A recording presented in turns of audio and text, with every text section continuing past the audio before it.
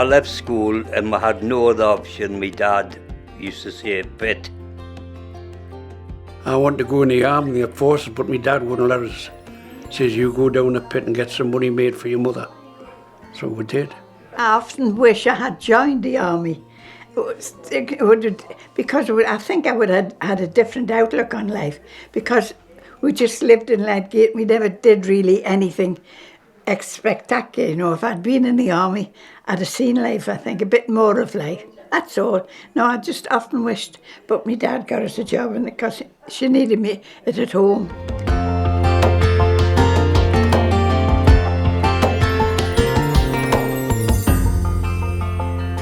Before I left school, I got an apprenticeship with the coal board as an apprentice fitter, but they didn't start the apprenticeships until you were 16. So they asked me to, if I wanted to work at the pit until the apprenticeship started. So I started work when I was 15-year-old at the Derwent Colliery at Medemsley.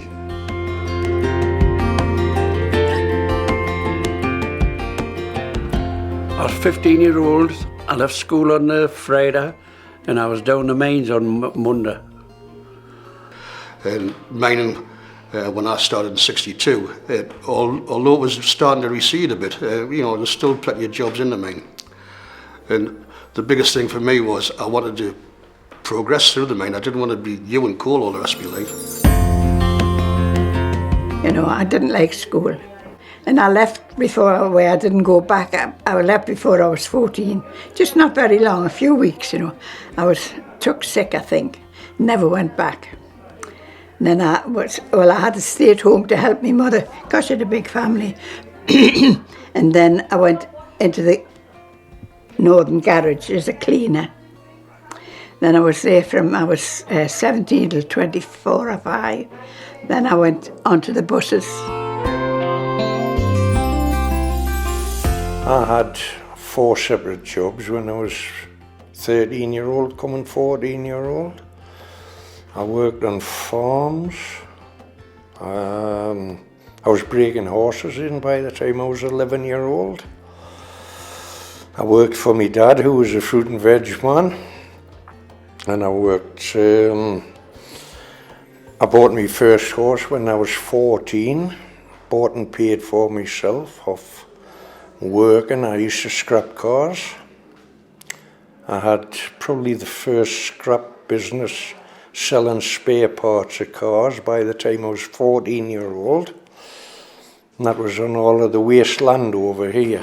A lot of people lost a lot of enterprises when the council took that away from them. We all started driving. If you have a look in the hall, there's a picture of a truck. It's the North West Drum Coal Federation, and there's a young boy driving it. Well, that's either me or my cousin George, when we were roughly 6 or 7 years old, and we used to drive a truck in the coal yard at that point. And we became very competent drivers by we were 10. And I was actually driving at 12 years of age.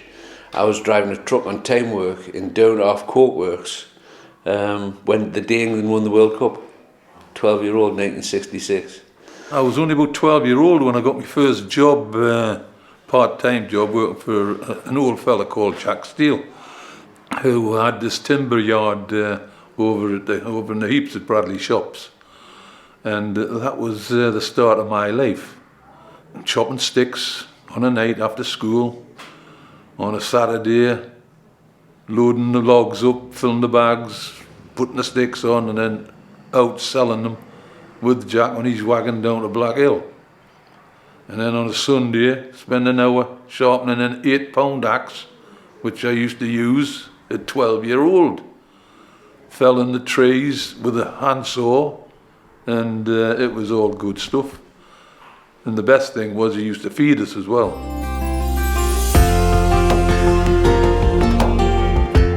Even when I was going to school at the English Martyrs secondary school, I would do a 6 to 6 night shift, finish at 6 in the morning, home, washed, changed, have a couple hours on the settee. My mother would wake me up 10 to 9 for us to run off down to school. So I used to do two night shifts a week when I was at school.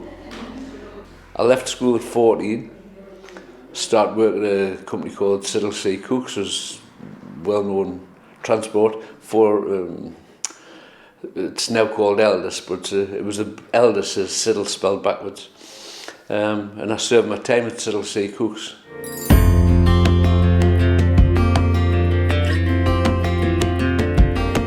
And I can still always remember my first wage was £4, 2 and 11 pence.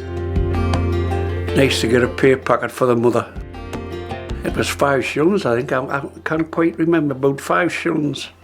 I'd run home and give it to me mother. Aye.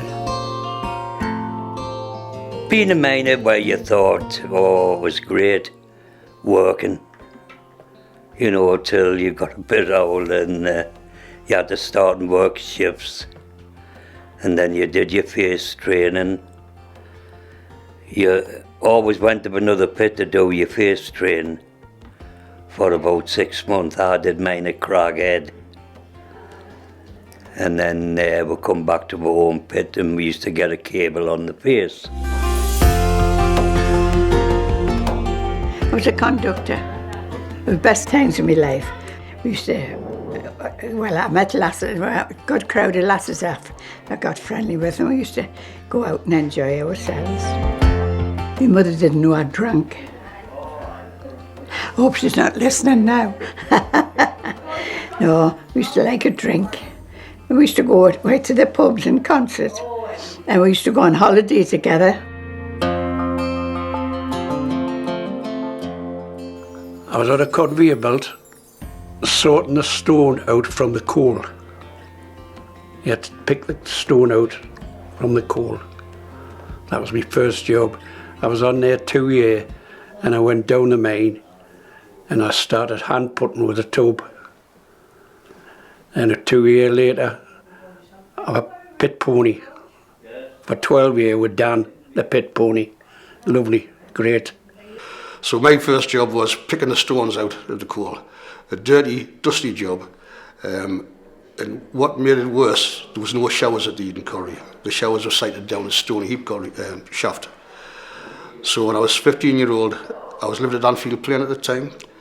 And I always remember when the 12 o'clock noon shift, and I had to get the bus from the Eden Quarry to take us back to Anfield Plain.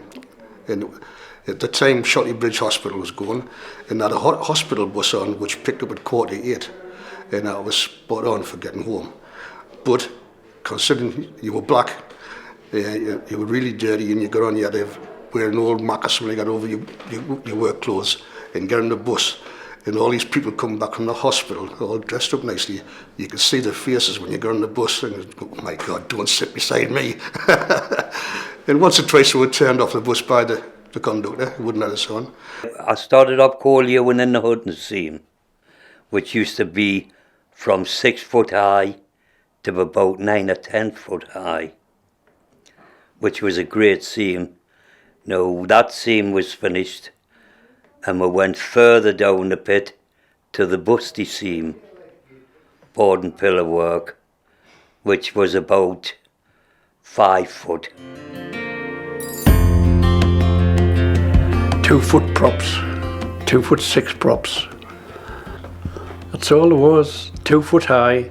If you took the shovel on the face the wrong way, you used to have to come back off and turn it back round. Aye. We had a chap who worked for us called Ray Ward, and Ray was ex-paratrooper, and he loved a drink. And when he got his pay on a Friday, straight after the British Legion concert, Friday, Saturday, Sunday. Unfortunately, if he had any money left on Sunday night, he always used to miss a Monday morning at work. He wouldn't turn in. And of course, the end result was my father would give him the sack for not being at work. Of course, we'd get home on the Monday night and he'd be sitting in our home talking to my mother. and he'd been there all afternoon plaguing my mother, and she would say, for Christ's sake, Jimmy, just give him his job back. Right, that's it, Wardy, you can have your job back, but no, right, and that's it, and off he'd go, and everything would be all right for another 2 or 3 months, and that would be it. Until the last occasion it happened, he didn't come back to the house on the night. My dad sacked him, we didn't see him no more. And then the next day he's at work. My dad says, "Hey, Wardy, I sacked you yesterday." He said, "No, don't let it happen again." So that was big reward. And they took the OMO over. OMO took on. It's one-man operation, they called it. But they called it OMO. And so we had to find another job. So I went into the office. And that's where I finished my days. The pits were starting to close then. They were asking for people to move down to Nottingham, to the big pits in Nottingham. Some of the lads, one of the lads I knew, Harry Statt, as a fitter at the Pusty, he went down. And then I retired from the pit and went to become a policeman. It was queer. It was a queer situation because I'd worked at the pits and I had all the sympathy in the world for the pitmen, and I was having to do picket duty and one thing and another. But I must admit that up in the northeast, in my area, County Durham, there was picketing, but there was no really nastiness about the picketing, not like you saw on the television down in the other places where the police had to go in horseback and things like that, and truncheons. There was none of that up here. There was little pushing and shoving. Yes, you would hear men calling other men who'd broke the strike and went to work, and I'm never going to work with him, and on the side. But no real hard animosity. It was all verbal. Your backs were to the miners when you were allowing the buses to go through with what they called the scabs, which were the men that wouldn't go on strike, but they had to be escorted into the pit. You had a few, your back was covered in spit a lot of the time. They used to spit on you and things like that. But the majority of the police had every sympathy with the miners because they were local as well. Durham County policemen were from Durham County. Durham County in them days was a colliery-based county. Everybody worked at the pit or Considine Company. Oh, when Considine Company closed, there was a huge impact. All the truck operators in this area, there was quite a few. I mean, there was Glendinans, there was Arthur Page, there was John Page, there was Joe Page, there was my father's, there was Butterfield's. But there was quite a lot of outfits, and all a lot to do with pit work, coal, steel works, roadstone, all coming out of Constantine. And of course, once that work went, we all had trucks that were worth nothing. They just went from being a valuable asset to a liability. So that was transport. So we concentrated then on keeping the pit going, because obviously the threat of closure was there all the time for a few years. We all knew what was going to happen, and we all just buckled down and try to get it, to keep the pit going and be as productive as it could be. So it was a good teamwork. Everybody did the bit to try and keep that pit open, but we knew it was futile. It was going to go. That was the sad part about it.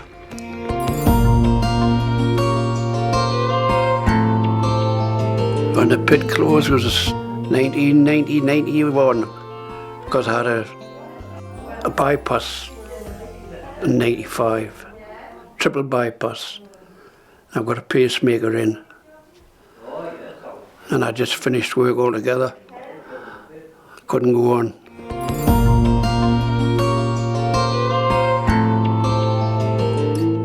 I think deep down, I was pleased.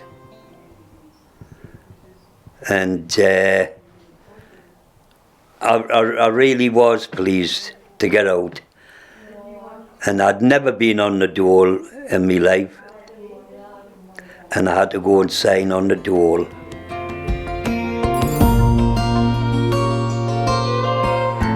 It affected them a lot. They kept quite merry for the time being, but it gradually started to die out.